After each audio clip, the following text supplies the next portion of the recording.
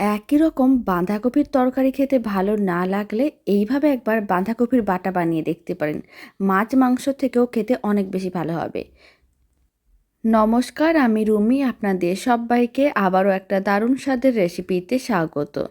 প্রথমে আমি এখানে একটা ছোট সাইজের বাঁধাকপি নিয়েছিলাম। পুরো বাঁধাকপিটাকে এরকমই কেটে নিয়েছিলাম। আপনারা চাইলে সরু করে কাটতে পারেন বা বড় করেও কাটতে পারেন। এবার বাঁধাকপিটাকে সেদ্ধ করতে হবে। কড়াইতে কিছুটা পরিমাণ জল নিয়েছিলাম। তার মধ্যে আমি হাফ চামচের মতন লবণ দিয়ে দিলাম। কারণ লবণ দিয়ে যদি বাঁধাকপিটাকে সেদ্ধ করা হয় অনেক তাড়াতাড়ি সেদ্ধ হয়ে যাবে। এখন কেটে রাখা সমস্ত বাঁধাকপিটা কড়াইয়ের মধ্যে দিয়ে দিতে হবে। আর বাঁধাকপিটাকে কিন্তু আগে থেকে ভালো করে ধুয়ে পরিষ্কার করে রেখেছিলাম। এখন বাঁধাকপিগুলোকে জলের মধ্যে এইভাবে একটু উল্টে পাল্টে নিতে হবে। তারপরে এইভাবে 7 থেকে 8 মিনিট মিডিয়াম ফ্লেমে বাঁধাকপিটা ভালো করে সেদ্ধ করে নিতে হবে।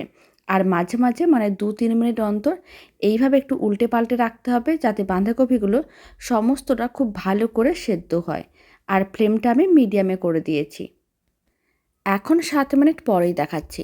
বাঁধাকপিটা ভালো করে সেদ্ধ হয়ে গেছে। আপনারা দেখুন বাঁধাকপিটা কিন্তু অনেকটাই কমে গেছে। এবার সেদ্ধ করে নেওয়া বাঁধাকপিটা তুলে ঠান্ডা করে নিতে হবে। মানে যেকোনো একটা মিক্সিং বোলের মধ্যে তুলে নিতে হবে, তারপরে ঠান্ডা করে নিতে হবে। ঠান্ডা করে তারপরে আমি আপনাদের দেখাচ্ছি। কারণ গরম অবস্থায় বাঁধাকপি বাটলে কিন্তু মিক্সার গ্রাইন্ডারটা খারাপ হয়ে যেতে পারে, তাই ঠান্ডা করে নিতে হবে। আর ঠান্ডা করে নেওয়ার পরে মিক্সার জারের মধ্যে দিতে হবে। ঢাকনা বন্ধ করে খুব ভালো করে পেস্ট করতে হবে। কোনো রকম জল দেওয়া যাবে না, এইভাবেই কিন্তু পেস্ট করতে হবে। খুব ভালো করে পেস্ট করে নিয়েছিলাম, ঢাকনাটা খুলে নিলাম। আপনারা দেখুন ঠিক এরকমই পেস্ট করতে হবে। একটু দানা দানা করে রাখলে খেতে অনেক বেশি ভালো লাগবে। আপনারা চাইলে একেবারেও পেস্ট করে নিতে পারেন। এখন বাঁধাকপি বাটাটা এক সাইডে রেখে দিলাম। কড়াইয়ের মধ্যে আমি 2 চামচের মতন সর্ষের তেল দিয়ে দিলাম। আর এই গরম সর্ষের তেলের মধ্যে দিয়ে দিলাম অল্প একটু গোটা কালো জিরে, 4 চামচের 3 ভাগের 1 ভাগ। আর আমি দিয়ে দিলাম 4-5টার মতন শুকনো লঙ্কা। বাটায় একটু ঝালটা বেশি করে দিলে খেতে অনেক বেশি ভালো লাগে। 10 সেকেন্ডের মতন গোটা কালো জিরে আর শুকনো লঙ্কাটা ভেজে নিয়েছিলাম। এখন আমি 1 চামচের মতন দিয়ে দিলাম রসুন বাটা। রসুন বাটাটাও হালকা করে একটু ভেজে নিতে হবে। যখন কালারটা হালকা চেঞ্জ হয়ে যাবে আর খুব সুন্দর একটা সেন্ট বেরোনো শুরু করে দেবে, তখন এর মধ্যে দিতে হবে 1 বাটি কুচনো পেঁয়াজ। আর দিতে হবে হাফ চামচের মতন হলুদ গুঁড়ো, আর দিতে হবে হাফ চামচ লঙ্কার গুঁড়ো, হাফ চামচ দিয়ে দিলাম লবণ। সমস্ত মশলাগুলোকে একসঙ্গে ভালো করে মিশিয়ে নিতে হবে। তারপর মশলাগুলোকে নাড়াচাড়া করে ভেজে নিতে হবে। আর মশলাগুলো যখন হালকা করে ভাজা হয়ে যাবে তখন এর মধ্যে দিতে হবে 2টো কেটে রাখা মিডিয়াম সাইজের টমেটো। টমেটোর পরিমাণটা কম বা বেশি করতে পারেন। এখন টমেটোটাও খুব ভালো করে মিশিয়ে মশলাটাকে এবার ভেজে নিতে হবে। আর লবণ দেওয়া আছে তাই টমেটোগুলো অনেক তাড়াতাড়ি নরম হয়ে যাবে। 2 থেকে 3 মিনিট মশলাটাকে এইভাবে নাড়াচাড়া করে ভেজে নিয়েছিলাম। আপনারা দেখুন টমেটোও নরম হয়ে গেছে আর কুচনো পেঁয়াজও নরম হয়ে গেছে। মশলা থেকে খুব সুন্দর একটা সেন্ট বেরোনো শুরু করে দিয়েছে। এই সময় বাঁধাকপি বাটাটা দিয়ে দিতে হবে। আর দিতে হবে স্বাদ অনুযায়ী চিনি। খুব বেশি না, অল্প একটু চিনি দিতে হবে। কারণ যে কোনো ঝাল জাতীয় রান্নায় অল্প একটু মিষ্টি দিলে খেতে বেশ ভালোই লাগে। তারপর সমস্ত কিছু একসঙ্গে ভালো করে মিশিয়ে নিতে হবে।